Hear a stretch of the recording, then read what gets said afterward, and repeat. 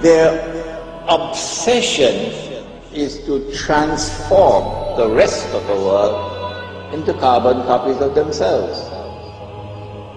And in order to further this process of transformation of mankind into carbon copies of themselves, they bring to the world something called globalization. The whole world becomes connected. The whole world becomes interconnected. And as the world becomes interconnected, television is used as the master instrument for brainwashing the rest of mankind and causing mankind to become copycats of the West.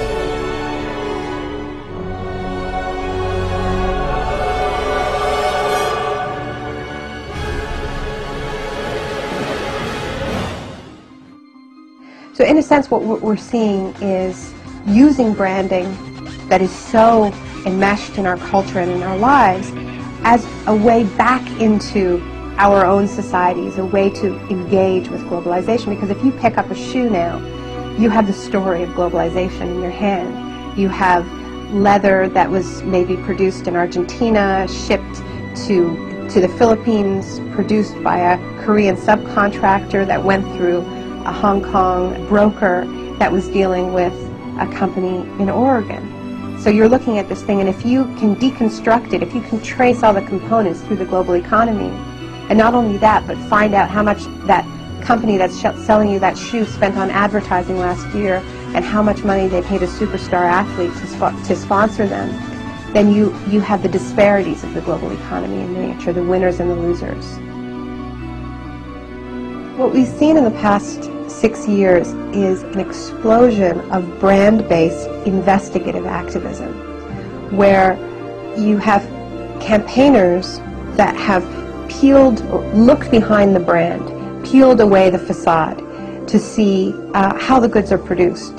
There are labor groups in the United States that have sponsored tours of Nike workers, of Gap workers, going to U.S. campuses, to community centers, to tell people how their products are produced. And of course, this is very uncomfortable for these companies, because even though they are the engines of globalization, they don't really believe in globalization, not this kind of globalization, right? I mean, their whole system depends on the world of production and the world of consumption staying safely apart, and there not being this connection at the grassroots where we learn the secrets behind our shiny, perfect, airbrushed global world.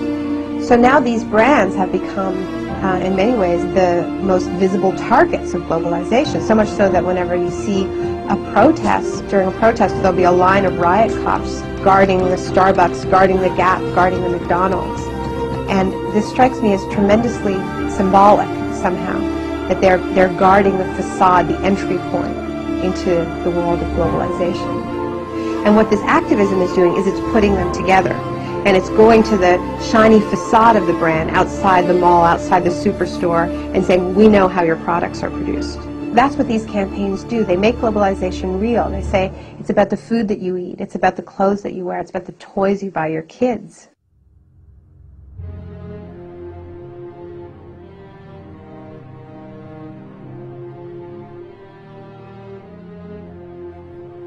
Globalization is a system that ties in industries from around the world to be working for the same business interests. A machine, globally fulfilling the needs of the few, teaching you that humanity will perish without it.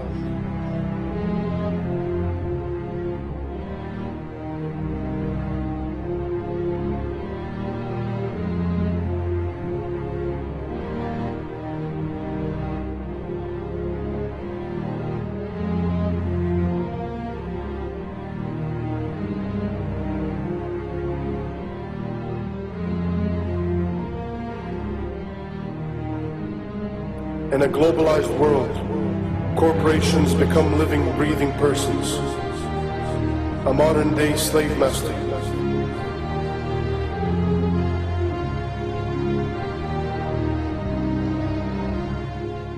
These are a special kind of persons which are designed by law to be concerned only for their stockholders. and not say what are sometimes called their stakeholders, like the community or the workforce or whatever.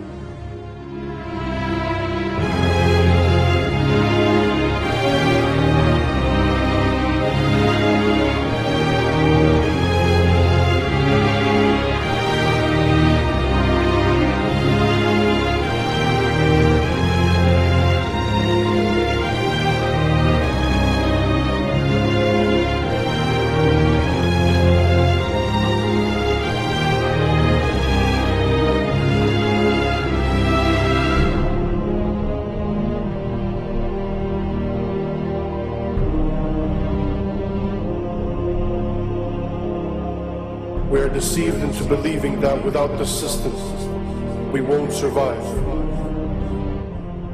But in fact, the system won't survive without our support. Just like a beehive, it needs its drones. People who will never ask questions, people who will never step out of line, who will begin to need the prison they are in, depend on it. Love it.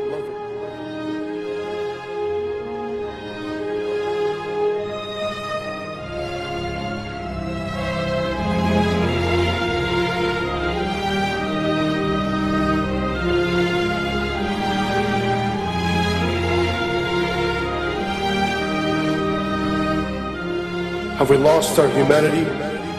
Have we become the gears of the machine? A machine which only survives by feasting on us, guzzling us up, digesting us, only to excrete out its capital.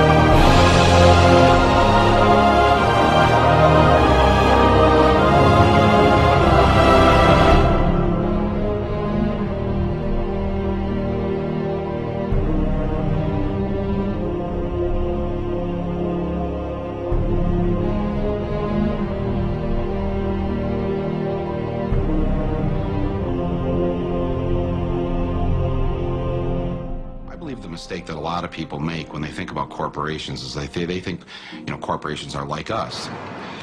General Electric is a kind old man with lots of stories. Nike. Young. Energetic. Microsoft. Aggressive. McDonald's. Young, outgoing. Monsanto. Immaculately dressed. Disney. Goofy. The Body Shop. Deceptive. They think they have feelings, they have politics, they have belief systems. They really only have one thing, the bottom line. How to make as much money as they can in any given quarter. That's it. Of course they make a profit, and it's a good thing. That's the incentive that makes capitalism work, to give us more of the things that we need.